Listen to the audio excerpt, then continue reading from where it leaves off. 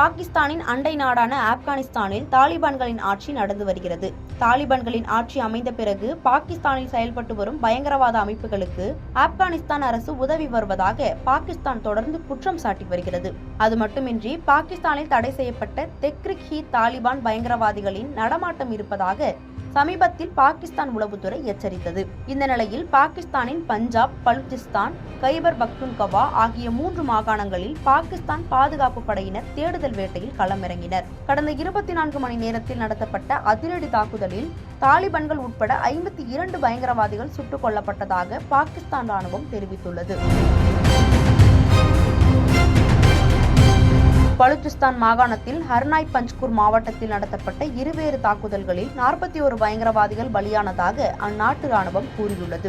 அவர்களிடமிருந்து கடந்த சில மாதங்களுக்கு முன்பு வங்கியில் இருந்து கொள்ளையடிக்கப்பட்ட பணம் மற்றும் வெடிபொருட்கள் பறிமுதல் செய்யப்பட்டுள்ளன. அதேபோல பஞ்சாப் மாகாணத்தின் மியான்மர் பகுதியில் செயல்பட்டு வரும் காவல் நிலையத்தை தாக்க திட்டமிட்டிருந்த 6 பயங்கரவாதிகளும் சுட்டு வீழ்த்தப்பட்டுள்ளனர். பயங்கரவாதிகளுக்கும் பாதுகாப்பு படையினருக்கும் இடையே சுமார் 10 மணி நேரம் நீடித்த சண்டையில் தடை செய்யப்பட்ட தெஹ்ரிக்-இ-தாலிபான் பாகிஸ்தான் அமைப்பைச் சேர்ந்த முக்கிய தலைவர்கள் கொல்லப்பட்டதாக பாகிஸ்தான் பாதுகாப்பு படை தெரிவித்துள்ளது.